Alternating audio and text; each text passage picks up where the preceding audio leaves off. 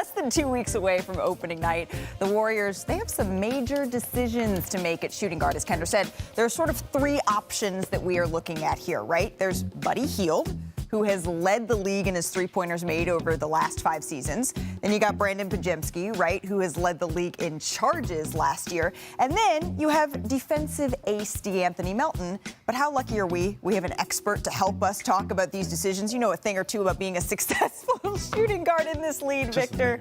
As an all-NBA, if he won't flex, then I will guard.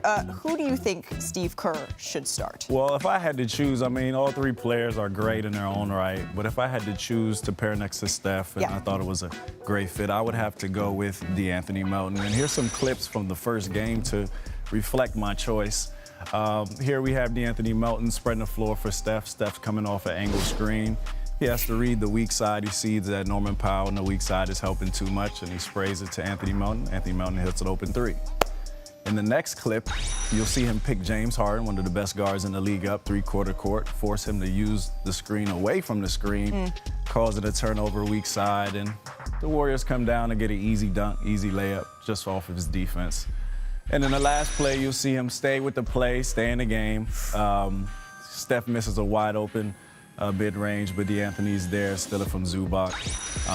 And Steph rewards him for his efforts, and he makes a wide open 3 for the Warriors. So, you know, he's shot pretty much 38% from 3 his whole career, and he's going to guard other players, the best players in the league, so it takes some pressure off Steph. You know what? That's a pretty good case that you just made. Let's bring it back here with the rest of the group, because DeAnthony Melton started the Warriors' first preseason game this past weekend, so we'll see who Steve Kerr decides to go with out in Sacramento.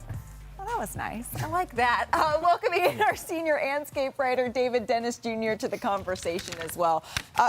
There's a lot of paths here that the Golden State Warriors can take. Brian, if you are trying to choose, you're at this fork in the road. Where are you headed? Yeah, so you talked about the shooting guard situation. Steve Kerr actually believes he's got 13 different players he'd feel comfortable putting in the rotation. He's obviously not going to play all 13. Ask Jason Tatum about how many he likes to play. Oh, but to go there. That's one path that they can go, is to try to figure out how many lineups, what lineup works the best. The other path is, let's look what they've done since last season. Last January or February, they called the Lakers and asked about LeBron. Now, the talks didn't go anywhere, but they were prepared to make a big trade for LeBron. In June, they were trying to trade for Paul George before he opted out of his contract and went to the 76ers. In July, they were trying to trade for Lauri Markkanen. This is a team that clearly wants to make a big deal and is looking for a big deal. So while they do have a very nice, deep team, which is it going to be? I think right now, obviously, they're going to try to develop these 13 guys that Steve Kerr likes, but let's keep that other part in the back of our minds. Yeah, we'll keep it in the back of our mind, and the way the season goes, you know, if this roster plays like you think that they might play, they might not have to worry about, you know, who they're looking for come trade deadline, because I'm looking at this roster, right, and I'm struggling to find how this is much worse than the roster that won the championship in 2022. Now, I'm not saying they're going to win the championship. The West is a lot better. The competition is a lot better. But when we look at the 2 things that they were missing a lot of defense. Now they have that with Melton. Now they have that with, Peyton is coming back. They have defensive flexibility. And they have 3-and-D guys to play around Steph. And they have flexibility and depth. These are the things that you want, and the Warriors have been missing. I think that there is a devastating closing lineup somewhere in this roster for Steve Kerr to find. The offense is going to be great. An offense with Steph Curry is always top in offensive rating whenever he plays. It's about all those other things that they have been missing. We all talked about sleepers. I'm not sure how we're talking about sleepers without talking about this Golden State Warriors team. I'll tell you how I'm not. I'll tell you why they're not even close to being a sleeper. They're a play-in team. They're a play-in team. And the reason being is because, look, is Steve Kerr a Hall of Fame coach? Absolutely. Do I trust him? Hell no. Right? He walked into a golden situation when he took over the job of being the Warriors head coach, a culture, a foundation that was already built. And then the team that, the Warriors, the KD Warriors, I could have coached that team and won the championship. This time, with no expectations, no pressure, Steve Kerr, we need to see if you could turn water into wine. What are you going to do with these young guys that you have on the bench? We talk about Podziemski. What kind of role is he going to play on this team? Moses Moody. I don't want to mess up his name like I did 3 years ago. Well done. Damn it, I got it right.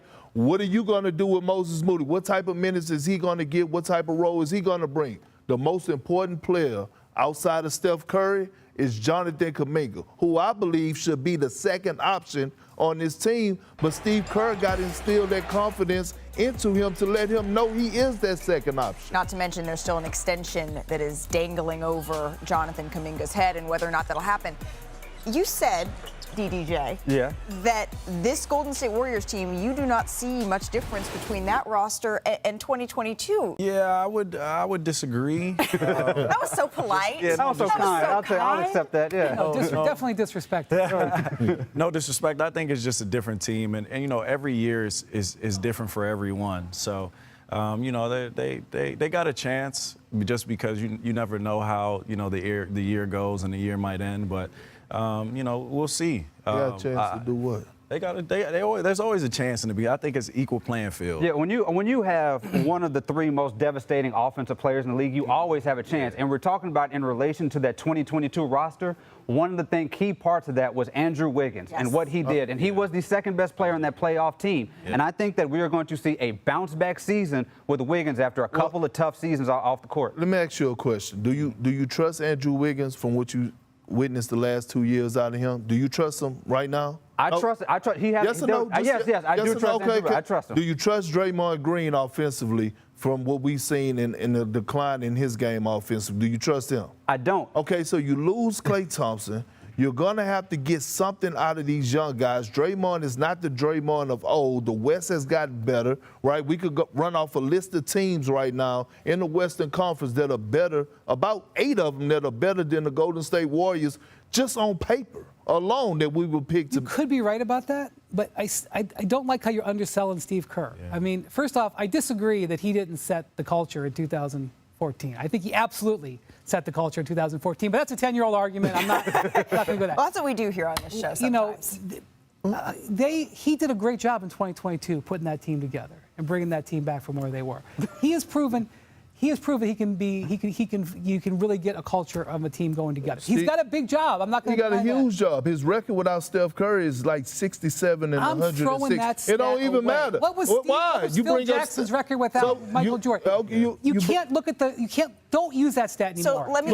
Because it was a tank season. They were tanking. Let's take one step back if we could, right? Play-in team, similarities with 2022. The Golden State Warriors have become synonymous with a dynasty. They've become synonymous with the NBA Finals. They've become synonymous with winning. So, Vic, in your mind, a successful season for Golden State, based in this reality that we're living in, is what? I mean, if it's up to Perk, just winning a playing game. I think that's enough in itself, and we'll see. A successful season for this Golden State Warriors team is the first round of the playoffs. No one will complain. That's a successful team. No one will call it a failure.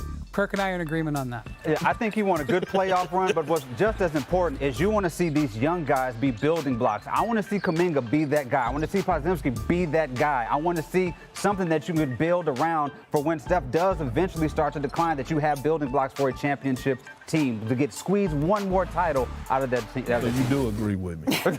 Well, clearly, all of these problems will be solved tonight in their preseason game in Sacramento, right? The Kings host the Warriors at 10:30 Eastern. It's right here on ESPN. The NBA released their preseason survey of all 30 general managers yesterday, though, and one of the questions they polled was who is the best player in every position. So here is who they selected. You got Luka Doncic at point guard. You got Anthony Edwards at shooting guard. You have Tatum, Antetokounmpo, and Jokic to round this out. So we thought we would see where our starting lineup stacks up. David, do you want to take the point guard position? Yeah, I'm going to take the point guard position. I'm going to go with the guy who is one of the most unstoppable weapons in all of the sport. Wardell Stephen Curry from what school? Davidson College. The guy who Where did you go? Davidson College. There we go. That's what we talk about. The guy who went out there and secured a gold medal for Team USA. He is still the guy that you do not want to defend if you're in the league. Since you're the expert on shooting guards, you want to take this one? Okay, if I had to choose, I would choose the young superstar, Anthony Edwards. He just screams face of the league. He's ready to play on both ends and lead his team, I truly believe.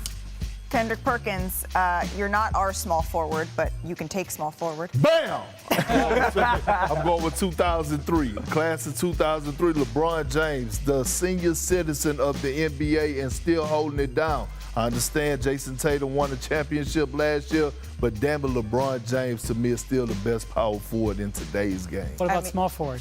Small forward, excuse me, small forward. We're going with LeBron James as a fine. That means He's that I small get to forward, take, right? That Yeah. means that I get to take power forward, and we're going with. Do I get a? Yeah, go ahead. Bam! There you go. Giannis Antetokounmpo. I mean, A fine selection. does there need to be any explanation for the champ Giannis? He walks into arenas and people fear him, Brian.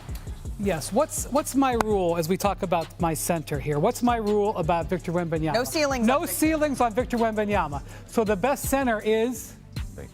I'm not crazy. I'm not crazy. The guys won 3 of the last 4 MVPs. It's going to be Jokic. I'm not crazy. But check back next year. Let's see what that is. Yeah, I was going to say, maybe at the end of this season, we'll see how many of these hold up as the NBA Today's best starting 5. You have LeBron James as your small forward here, Perk. LeBron, he has some questions, though, about why he is heading in the preseason to face Giannis Antetokounmpo and the Milwaukee Bucks. He tweeted, "Can someone please explain to me why we're getting on a plane and heading to Milwaukee for the preseason?" And then some guy named Richard Jefferson said, "Bro, I'm surprised you're even on that plane." LeBron says he's surprised himself. Well, how about this, Brian? Actually, it's your job, right? You're going to do your job, but I get it, though, right? Like, yeah, Braun got the right to say Hey, it. if you're going to go to Milwaukee, October is a fine time. Yeah, it's October or June are both lovely times of year in Milwaukee. Vic, you did a great job your Thank first you. day of You NBA did. Today. Victor will be back tomorrow. Thank you so much for watching.